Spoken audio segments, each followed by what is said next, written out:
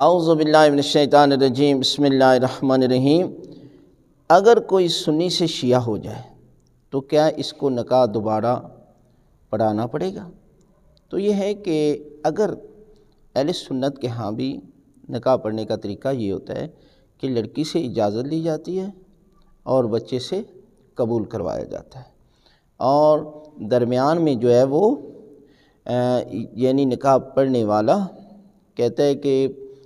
5000 حق مال پر شریعت مصطفیٰ صلی اللہ علیہ وآلہ وسلم کے مطابق